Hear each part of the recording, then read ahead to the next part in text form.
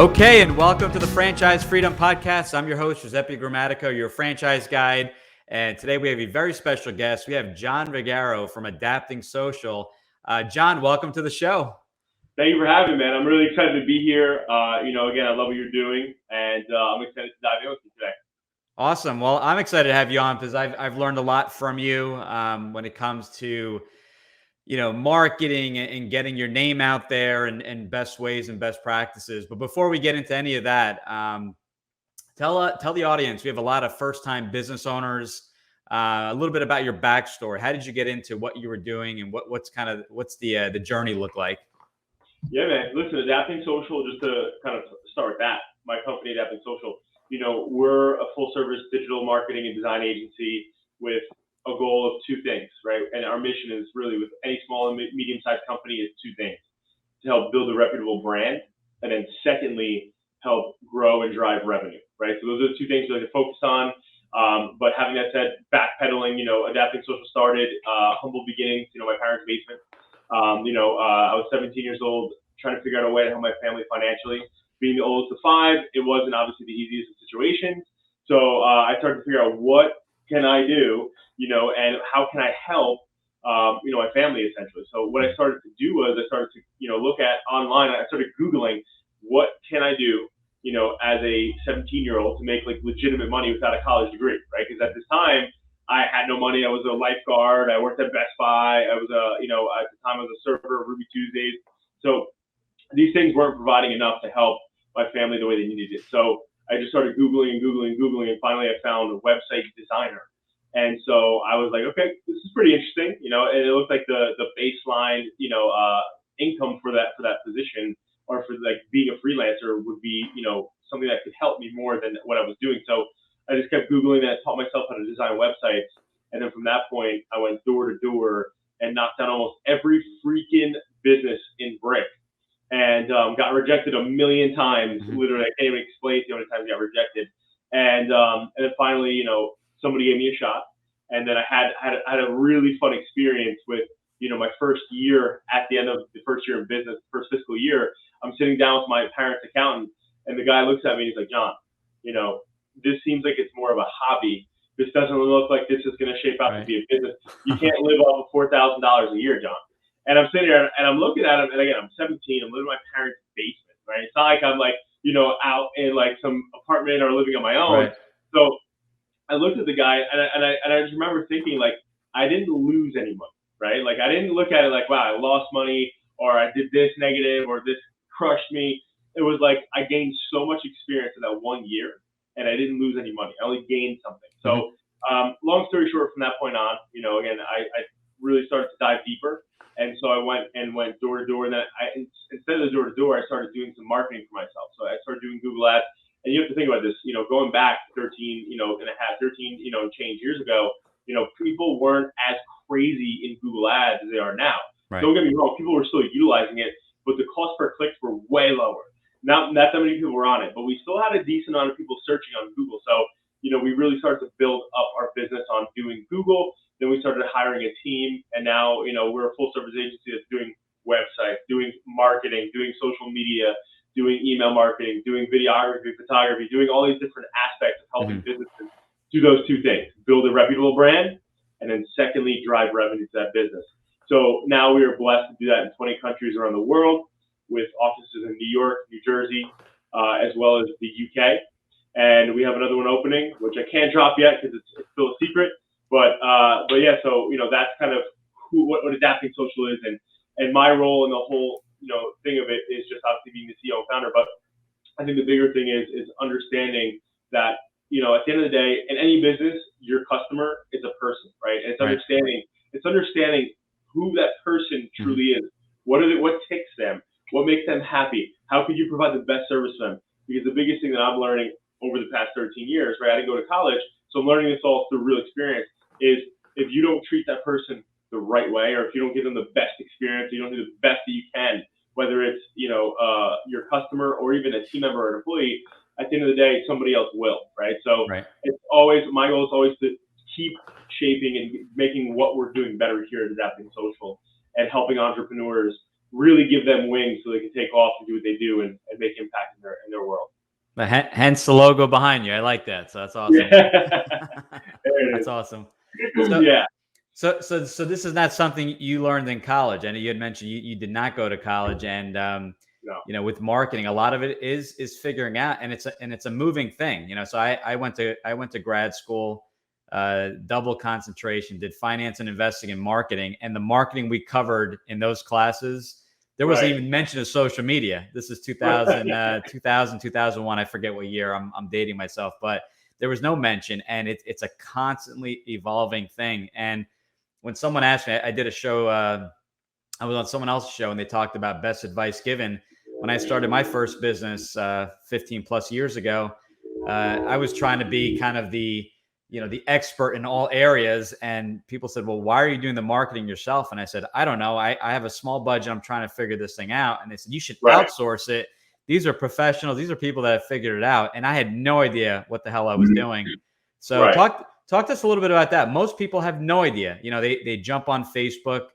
You know, they're getting bombarded with Facebook ads, Google ads. I mean, I still get bombarded as well. You know, do you have any recommendations as far as where people should start? You know, you talked about the human element, you know, more human to human. And I think we sometimes forget about that, right? We treat it as if this digital experience, like, you know, we're still dealing with people, right? So Right. what do you recommend? Where do people start? Because most people have no idea what they're doing when it comes to marketing. And as you mentioned, the two pillars, brand management and reputation management, and revenue, building revenue. Like, where do they start? Listen, that's a great question, and I think that in any business, listen, I go solely based on, it depends on what business or industry that you're really Right. technically in. The biggest thing that I will say to people is I can only give you advice based off of something I've experienced, right? So if I don't know a lot of things, right? So I can't talk about a lot of things. The Right. only thing I can tell you is how you start up without having an investor, without taking capital from somebody else and having debt hanging over your head. You know, and going out there and really, is this podcast, is there cursing allowed in this podcast, or is this a curse-free podcast? We're keeping it light. I have Okay. my kids listen to the show, so All right, thank you. So I had to I know that. forgot to mention that. So yeah, so the biggest thing here though is at the end of the day, when we are looking at every business, there's different types of animals. But in my world, the biggest thing that I focused on was I wanted to get down and dirty and get out there Mhm. and go build money through my own sweat equity in the beginning, right? So like I went out there and again, I didn't ask anybody for $1 to help me start this thing or whatever else. I had to do it myself. So I went door to door and did those things and built a couple dollars up and then utilized it in marketing. One of the bigger things that, like, and we've had this conversation before, Mhm. is I think there's 4 different points of business, right? And when it comes to this conversation, the first point is where you're doing everything yourself. You're wearing all the hats. Everything you need to do falls on you, right? So all those 4 things start with you. Then you move on to phase 2, where you start to be able to grab people who can help you. You're still doing everything, Right. but you now can grab somebody, whether it's an intern or whether you can pay somebody who's going to just assist you and kind of teach them a little bit, and and have them kind of help you and kind of get a little bit off your plate so you can focus on building and growing. And then the third is where you can actually hire somebody who is mildly or pretty damn decently good at this specific thing, right? And then the fourth is where it's like, boom, again, you have enough capital and revenue to say, boom, I'm giving this to an expert. They're better at this. Again, you and I both probably could figure out how to change our oils. It doesn't mean that we want to in our cars, Right. but there are people out there who can do it in 10 or 15 minutes, right? And like people at places like Quickie Loop, right? Where it would take you and I probably 2 to 3 hours. Maybe not you, but definitely me. So, No, probably more more for yeah, me. so, right. So either way, again, but here's the difference though. It's having the EQ, right? And having also the I call it court vision, right? Right. Having the business sense to say, okay, if I'm in level 2 to 3, when does it start making sense for me to say, I have to get this out off of my plate and into the right hands? Because how much more can I be accelerated, as opposed to, again, that example with the changing oil. If it could take somebody 10 minutes, they could be in and out and done, and it costs me $70, as opposed to me sitting there for 3 hours. Right. What could I do with those 3 hours that could benefit my health, my life, my family, my friends, my business, whatever it is I need to do, as opposed to focusing on 3 hours of something that I'm not good at. So again, sometimes it costs consequences on your business for you doing it yourself, because sometimes you're going south in the wrong direction. And a key example here of that is social media. Right. A lot of times people think, well, I should be posting 3 or 4 times daily to keep putting content, catch people at different times, content. But one of the biggest things people are not and fail to realize is the one simple key that the algorithms are made to keep users on the app as long as possible. But they don't care about anything else other than keeping this user on Facebook for as long as possible. They want that bounce rate to be so low. So when they see, I'll just use a quick example, when they see, Joe Schmo's Bakery posting 4 times a day with very, very minimal to no engagement, what they're seeing is, wow, nobody cares about Joe Schmo's Bakery's content. It's not valued. So what are they going to do? They're going to put it down in the organic reach. Hence, nobody's going to ever see it, and they're going to continuously not see it. But this is a good example, because if Joe Schmo Bakery is in level 2 to 3, but they still want to do it themselves, or have the front desk lady do it themselves, right? Guess what? They think they're benefiting themselves, but they're hurting themselves so much. And it's hard to recover out of that algorithm change. So the biggest thing is you have to have that consciousness of, hey, when is it time for me to take this off my plate and put it in the right hands? And so that's the bigger thing, where when we talk about marketing or allocating dollars to grow your money, right, which is building a brand. And that's another thing, right? Because there's 2 things that matter about any business now. Your digital footprint matters for 2 reasons. One, your brand. People want to see a trendy brand with active content, doing what you're doing here, making content on different platforms that are various, that can be posted on podcast distribution platforms, on social media. But they also, again, it's also a matter of being able to be found, right? So people have to find you, whether it's on Google, whether it's on social media, whether that's from they stumbled upon you, or boom, here we are. I saw Franchise Freedom, and I'm like, let me check this out. And now, boom, I love this guy, right? But I think the biggest thing that people, and just tying back to everything, is energy is the most important. Energy and enthusiasm is the most important thing that any business owner that is the face of their brand can ever be putting out there online, because people want to work with good people. They want to work with people that they feel like energetic, and people like you and myself, right? Somebody comes to you, they're putting their finances and their investment capital into your hands and your trust, and they're saying, boom, Giuseppe's going to get out there, he's going to find me the right franchise, which you're going to do for them, and then it's going to help me create a fund so that my kids can go to college, or my kids can take over this one day, or have passive income coming in. So when people look at faces of brands, especially in our world, that's kind of similar like B2B, they want to get behind somebody who has energy, passion, enthusiasm, because they want to get on that train, right? And in most cases, these people, again, you can tell me better than I can, obviously, but a lot of times business owners that are high executive corporate people who have the capital to do what you are doing, it doesn't mean they want to spend every waking moment of their day doing this. I'm sure the reason why they're going franchise route is because there's already set up processes, systems, things. They want it to just run, and they want to make money. So at the end of the day, getting on the train of somebody who is energetic, passion, mission, purpose, the whole thing, that's a very, very big thing to do in that marketing and branding to build that revenue. So going backwards in the beginning phases, and my advice would be to go out there, again, put the elbow grease in, get out there yourself, do everything you can to organically make money without having to start spending in the beginning, the first little bit. And then obviously when you have a little bit of capital to do that, then go out there. Again, everybody has different beliefs. I'm a big believer in not getting investments or loans in the beginning. Every business is different, so I can't say about every business. But if you don't have to, I would always have that as a last option, because I've seen people that, if I had a loan when I was 17 and I sat there with my accountant and had $4,000, and he's like, John, you owe 20, you made 4. Like, it's just not good math, right? So it's like, but I didn't have debt hanging over my head to hold back like my passion and my hustle. right? And I was able to hustle differently because I was doing it for me. I had nothing over my head. So I always look at that aspect, but then the other aspects of it is once you are making a little bit, that's when you start to figure out, hey, okay, let me start putting my own money into Facebook ads, Instagram ads, retargeting banners, Google ads, LinkedIn ads, whatever it is for your business that makes the most sense, and just start to beta test a little bit out there because it's going to, it's going to help and get you in front of more people. And a prime example of that is I had a detailer in Tom Zerber. He did this literally. He's in phase 1 to 2, right? Right. So he's in phase 1 to 2, and he literally went and put up a Facebook ad, and he put a couple bucks behind it. And I saw the ad, and I went to him, and he's like, "Wow, I can't believe this worked," and he was really excited about it. And he's like, I just put a couple bucks behind it and didn't expect it to do anything.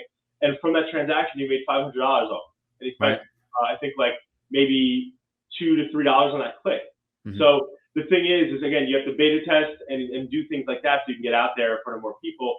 But first, elbow grease, try to build it organically, and then once you have a couple bucks, put the house's money. I like to say, utilize the house's money or the business's money to get out there instead of your own personal finances.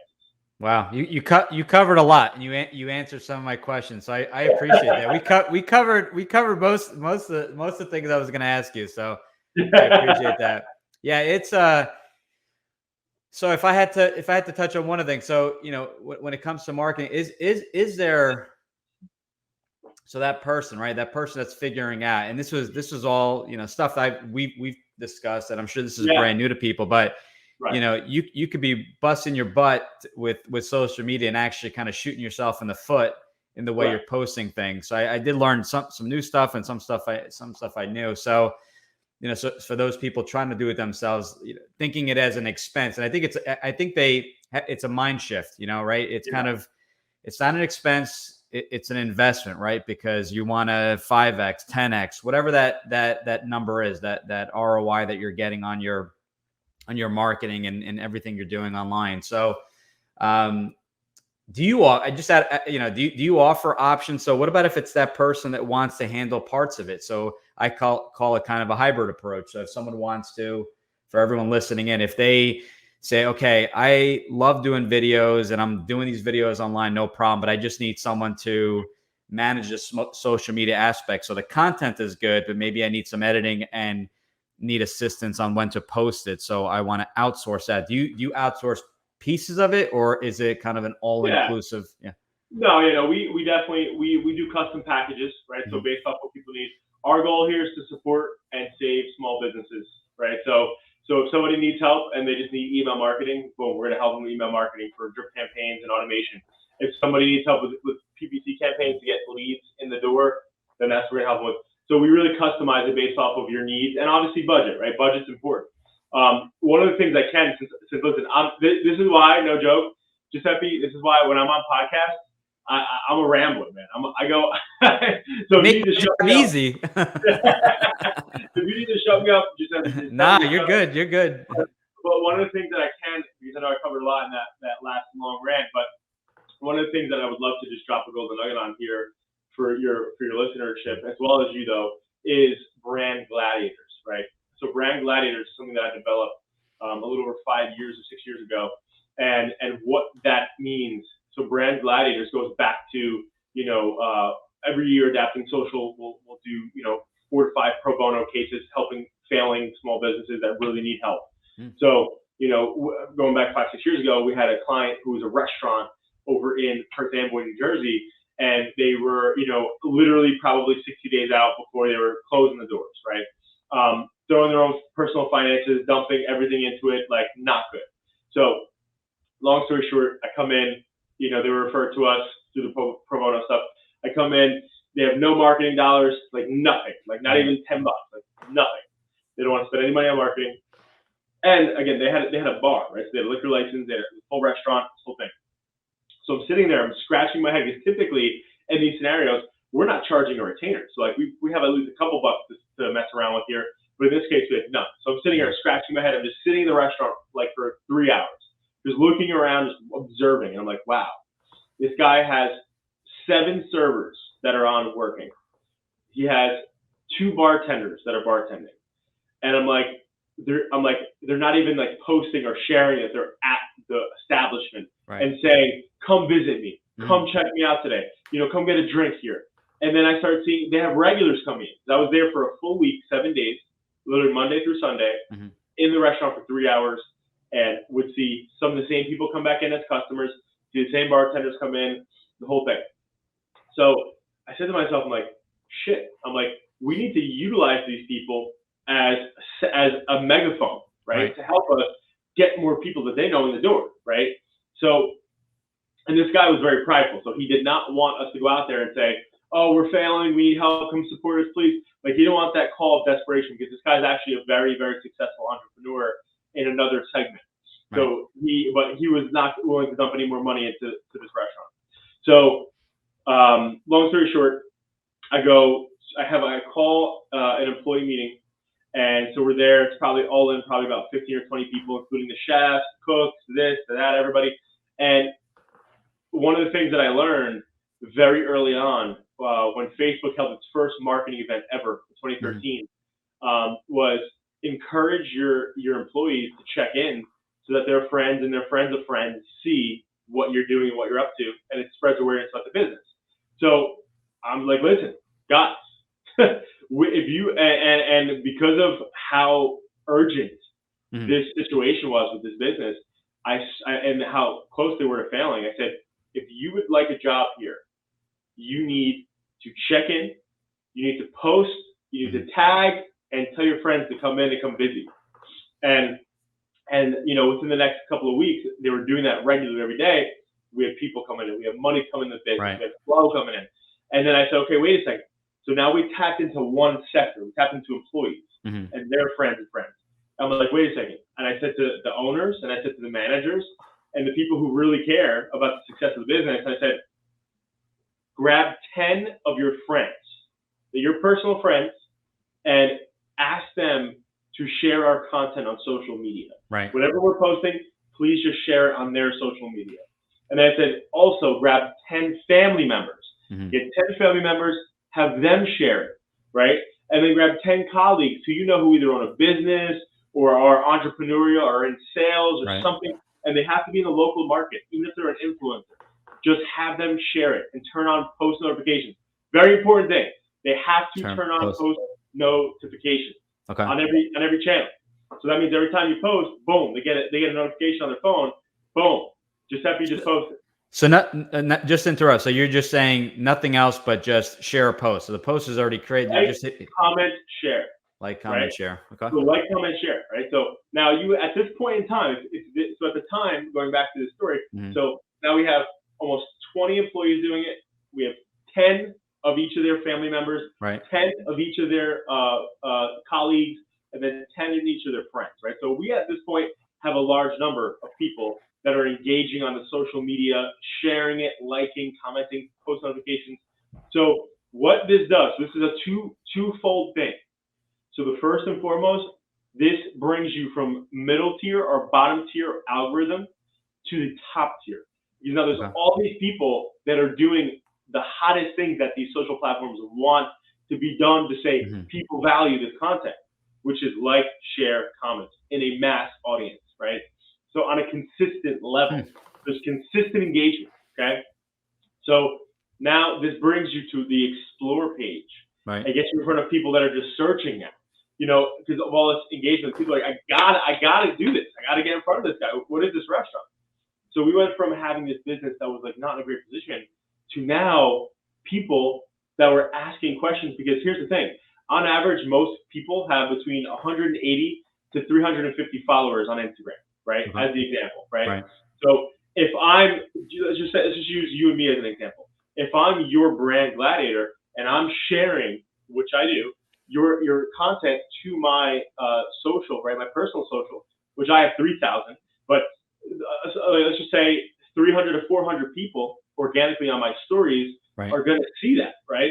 So now when you times that and multiply that by over over at least 100 people times 10. And it's free press. It's free. It's not you're not spending any dollars.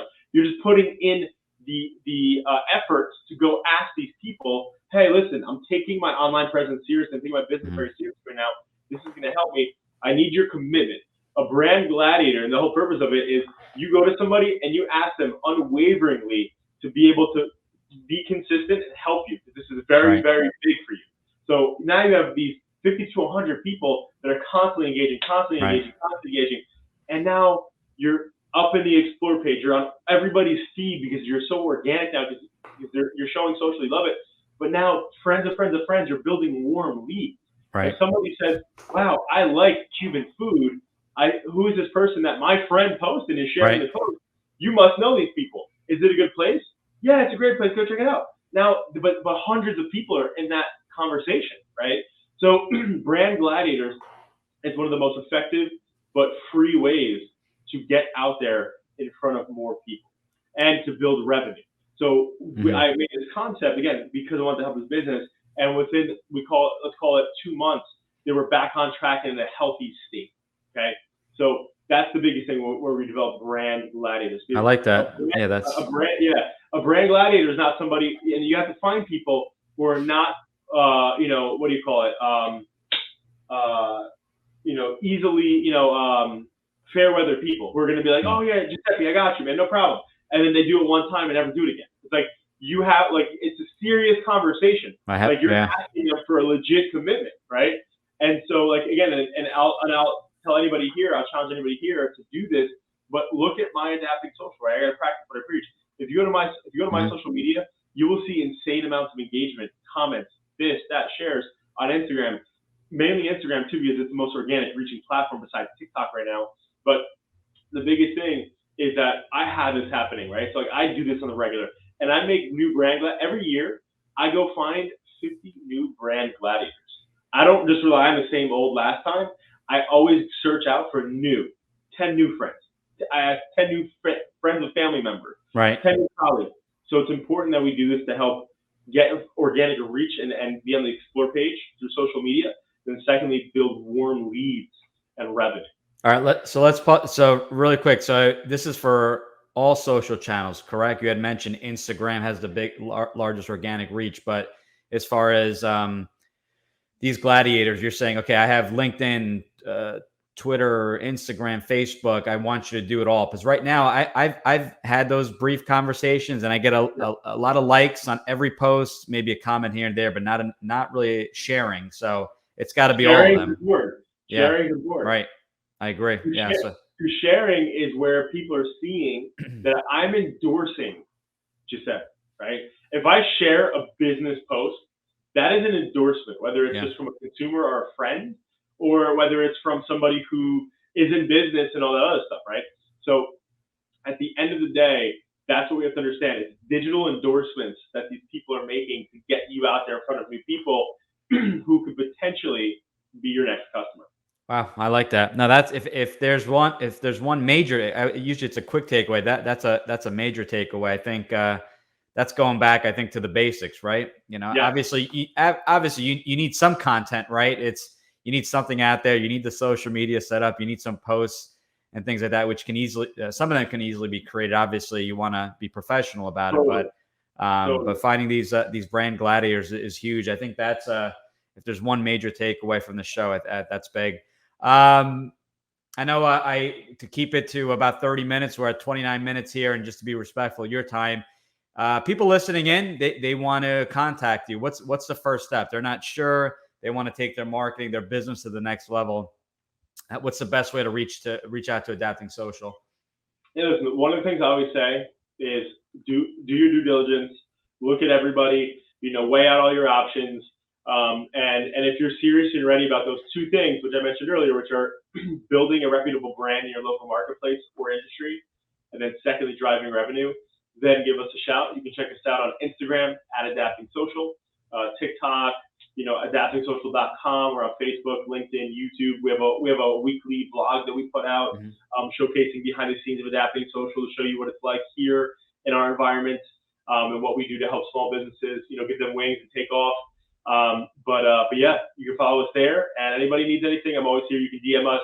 A lot of times I have, our social media director managing all of our accounts, but I do pop in from time to time. So if anybody has any questions, they can always reach out to us, DM us, and I'm happy to jump in and help any business that we can. Awesome. Well, listen, I really appreciate it. I know you got a lot going on there, so we will have this up hopefully in the next couple of weeks. And any questions for John, highly recommend that we've worked together. So definitely give John and Adapting Social a call if you have any questions, even if it's just questions. Like we started talking, I just had some general questions. So reach out, John. Again, thanks again, and hope to talk to you soon. Sounds good, brother. Thank you. Take care.